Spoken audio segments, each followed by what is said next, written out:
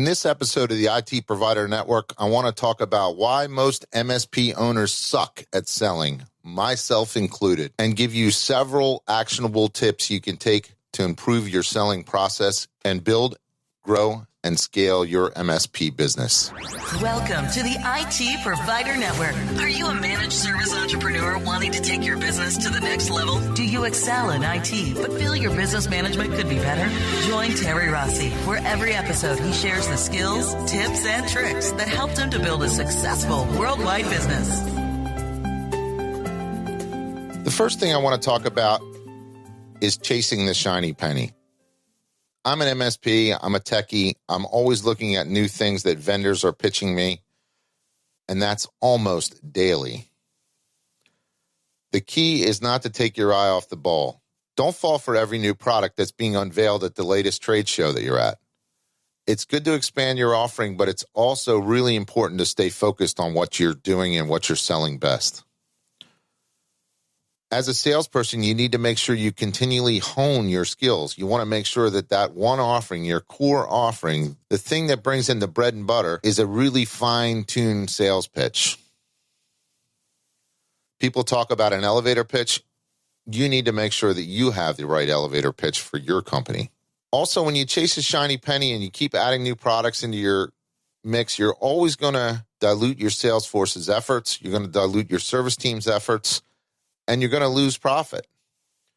Even though a new product can make you money, it can also dilute you for a while. Usually it takes time to get the product assimilated into your team, policies and procedures created around it. And of course, the whole aspect of selling and marketing the product is time consuming as well. So make sure you're not chasing the shiny penny. I can tell you this happens to me occasionally. It happened to me last year. I purchased during a group buy some seats for KnowBe4. I don't know if you've heard of KnowBe4, but KnowBe4 is a service where you can actually send phishing emails to your client base and basically keep track of who clicks on them, who doesn't, and then follow up with some training. Great product. I got a real good deal on the seats. I bought 1,500 seats, January of last year, I believe it was. The problem was I didn't do anything after that. The second problem was I had to pay up front for all 12 months. So the seats sat on the bench basically for 12 months without me even touching them. Big loss in profit, big mistake on my part. So just keep an eye on what you're buying, what you're contracting for, and stay focused on the products that you know how to sell. The second thing I see most MSP owners do is not having a proper sales meeting. I know when I used to sell, I'd walk into a prospect. I was always really good at building rapport and having conversation. We'd have a half-hour, 40-minute conversation. I'd mention what we do and how we could serve him, but I'd never go for the close. I'd never pull out any latent pain. I ended up leaving the meeting feeling good that we had a great conversation. I met a new person, had a new friend. The problem was I didn't have a new prospect. I wasn't turning this guy into a customer. You have to have a method to your sales meetings. You have to have a goal on what you want to leave the meeting with. Your number one goal for the sales meeting should be to build credibility for your business and guide that prospect into wanting your services. If you're not doing that, you're just going out and having conversations. You might as well go to the bar. The third thing I want to talk about is having sales skills. Most MSPs I run into have no structured sales process. They have never been trained in the art of selling, whether that's the Sandler method, the Gary Pica method, the solution selling method, doesn't matter. You need some kind of sales methodology that you can follow and then track in your PSA. If you're not measuring it, you're not going to get better at it. Here's some metrics I think you should track, and I think you should keep some sort of playbook on your sales efforts. You want to keep track of the number of referrals that you get. If you have an inside salesperson, someone making cold calls, you want to track the number of cold calls that they made. We call this number of dials. And it's basically how many times does the inside sales rep pick up the phone and dial a number. Regardless of the outcome of the call, we track the number of dials. This is the first metric we use to measure our inside salesperson.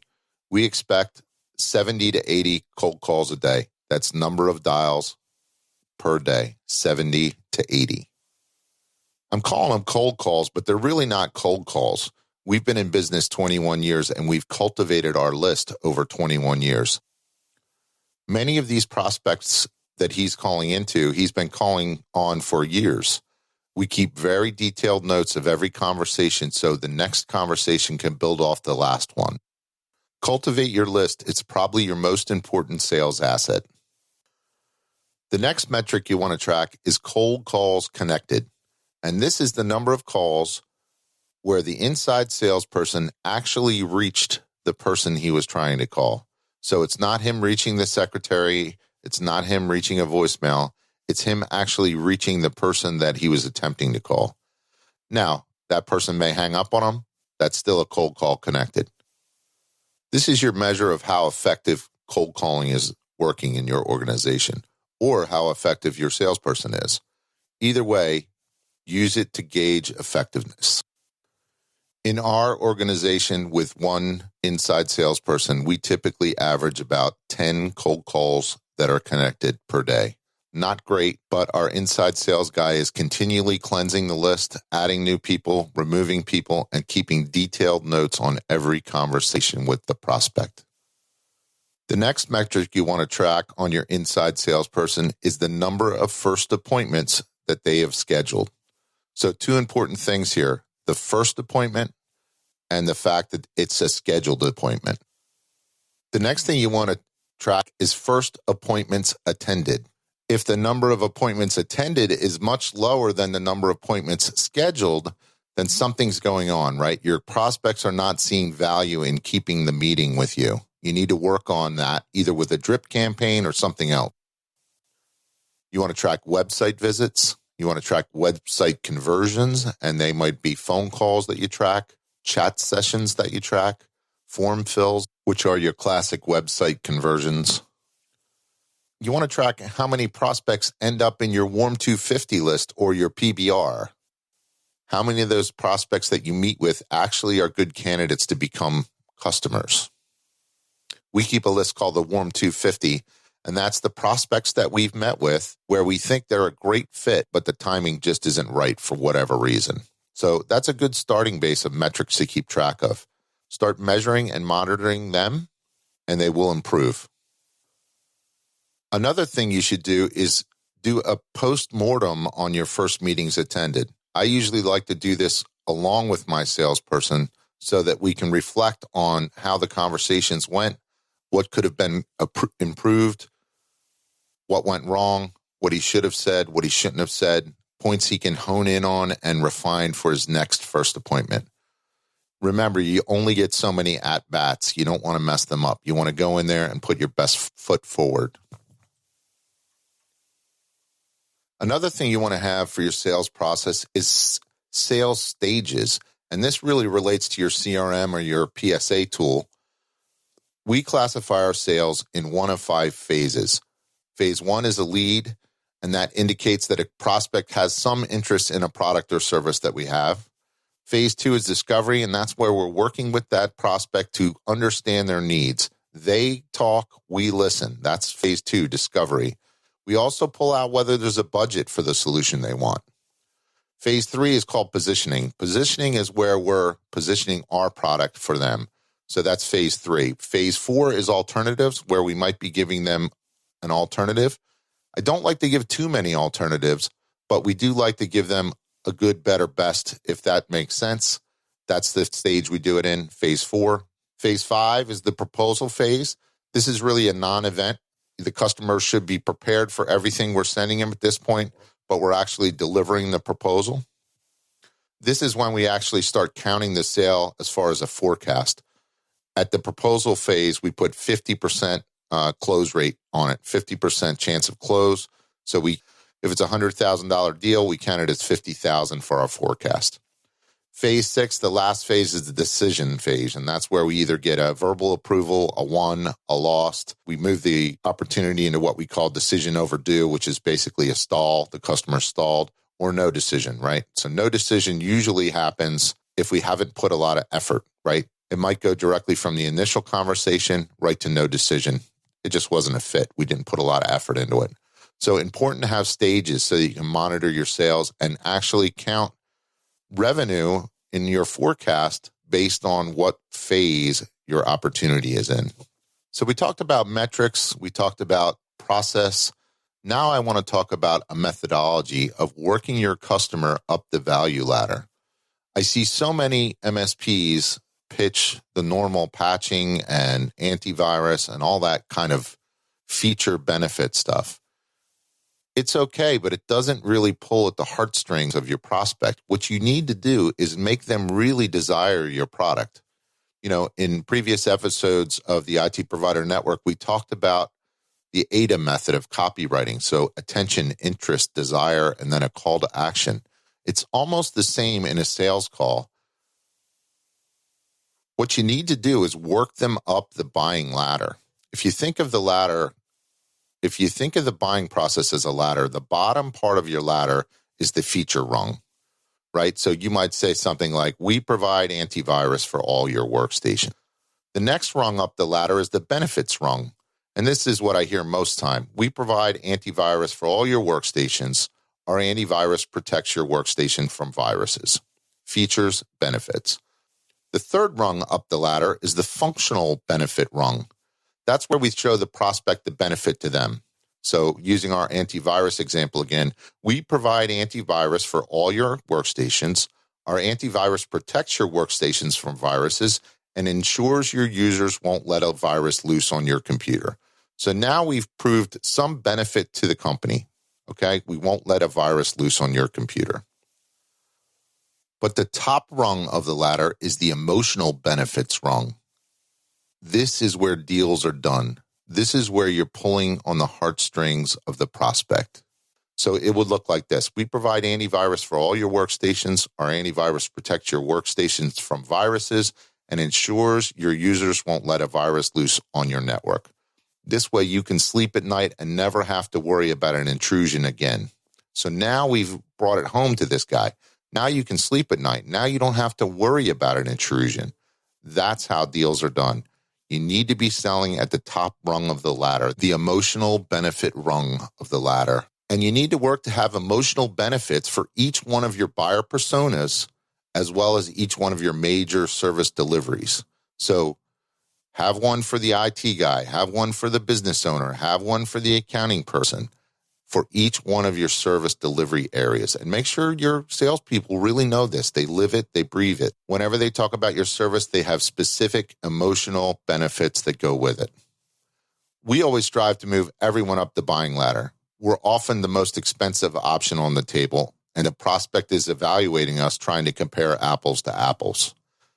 We need to get the prospect to feel good about buying our service. We need to get them to know, like, and trust us. We need to build credibility, and we need to be able to tell stories that resonate with our prospect. They have to resonate with them, not with us. They have to resonate with them. That's very important. People buy from people they know, like, and trust. Don't forget that. And just a final note, we almost never, ever present to the prospect. Not a paper, not a brochure, not a PowerPoint, until after we have verbal approval on a deal. We listen to them talk. We tell stories that resonate with them. That's how we're successful in selling our MSP product. So I hope that makes sense. Sell by telling stories, stories that resonate with your prospect. The last thing I want to talk about today is making use of your time. So often I see MSP owners out there selling one-to-one to a prospect. This is great, and I encourage you to do it, but I encourage you to get someone to do it for you. Get a salesperson on board doing that. What I really want to drive home here is doing sales activities that are one-to-many. You can be much more successful in sales if you do one-to-many things. Cold calling is rarely the best use of an MSP owner's time. Concentrate on activities that allow you to leverage your time. Always think about one-to-many. Everything you do to get more sales should be a one-to-many activity. So let me give an example of things I'm talking about. Webinars. Webinars are a great way to spend an hour. You can spend an hour with 30 of your prospects, or you can spend an hour with one of your prospects. Even if your webinar only draws 2 prospects, it's one more than you would see if you went on a one-to-one sales call. Same thing with lunch and learns, speaking at the chamber, speaking at local professional groups. I specifically like professional groups because they're full of knowledge workers that use computers to make their living. So think about this. Always use your time where you can get the most leverage. I forget who said it, but they said there's $10 an hour jobs, $100 an hour jobs, and $1,000 an hour jobs. All of these jobs need to get done in your business, but you should be doing $1,000 an hour jobs, which is where you can get the most leverage. Don't do the mundane tasks that someone else in your organization can do. So anyway, I hope you found this useful. This is episode 14 of the IT Provider Network. Took me a long time to get through this one. Lots of editing, lots of trouble. I do hope you're enjoying it, though, and I wish you would sign up for our mailing list at the ITProviderNetwork.com. I have some really good giveaways for our mailing list subscribers. The first is a 40-some page book on hiring. I think this hiring guide could be really helpful for you to get a process together in your own company so when you're ready to hire, you know exactly what to do. And then I have a webinar planning spreadsheet that I'll share with you as well. So if you want to sign up for the mailing list and the giveaways, you can do that at the ITProviderNetwork.com. If you like this podcast and you want to hear more of it, please subscribe on your favorite podcast app, Stitcher, iTunes, the Apple Podcast app. Give us a rating, give us a review, share the episode with your friends, put up a billboard, whatever you can do to help spread the word. I would appreciate it. Thanks and have a great day. And remember, we are IT. Thank you for joining us, and we hope you've been inspired. Check us out on social media via @ITProviderNet and visit us at www.itprovidernetwork.com for past episodes, show notes, videos, and more. And we hope you'll join Terry next time on the IT Provider Network.